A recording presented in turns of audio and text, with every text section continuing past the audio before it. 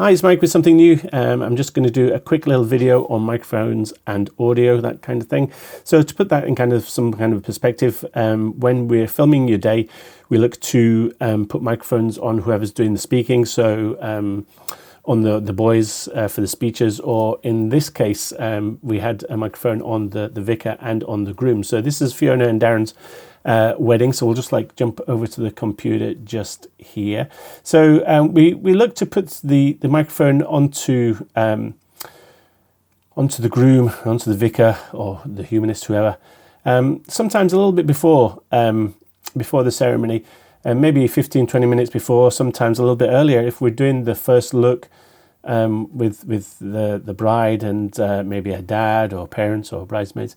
Then we look to get the mics on and running, and that's only because once after we've done the first look, we're then pretty much straight into ceremony. So going from that into the ceremony and then trying to set up all the cameras and then do microphones as well, it starts getting a little bit frantic.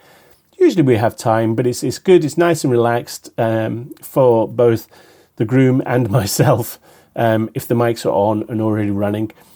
That does give some people a little bit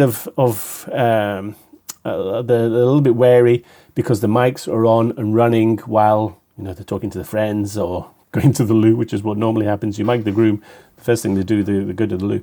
So just to kind of put your mind at ease, I'm just going to show you how that works with how I work with it and what I do with that audio that's kind of just in no man's land there. So we'll skip over to the computer. So what we've got here is Fiona and Darren's wedding.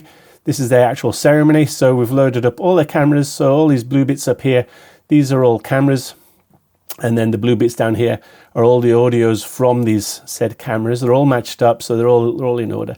And what we find is we've got the vicar mic is just here. And we can see once it's all matched up that we've got all this here. So it's just the mic's on, it's running, is chatting, blah, blah, blah. Means absolutely nothing to us. And I just don't have the time to sit and listen to that. This is the groom down here. He's split up into separate parts, so it's kind of nice and easy. So what we do, instead of trying to trawl through all this, we don't need to hear any of that. So what we do is we just get to when the ceremony is actually starting. So this is with the ceremony is just about to start, just right here. So what we're going to do is we're just going to cut that up, and then all this excess audio, we're just going to hit delete, and away it goes. Now, some people always say, well, I sent you some messages, Mike, I was talking to you, but I don't hear it.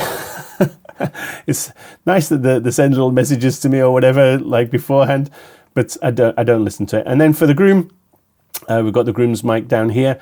So again, I don't need to be listening to, this is private, and I don't need to listen to what's being said. I'm just interested in the ceremony. So what we're going to do is we're just going to pull this right back. In fact, we're just not going to probably need that at all, but we'll pull that right back to the start of the ceremony. And then this is when the audio is starting to kick in with the actual ceremony. The cameras are starting to roll there. And then we've got the right audio for the day. So I hope that gives you some kind of help and reassurance that the mics might be on and they might be recording, but it's not something that we ever hear. So we only use your mics from when the ceremony starts. So hopefully that you can see how that works, and then you can give you some kind of reassurance that your conversations are still private. Hope that helps, and I'll see you out there. Thanks very much. Bye.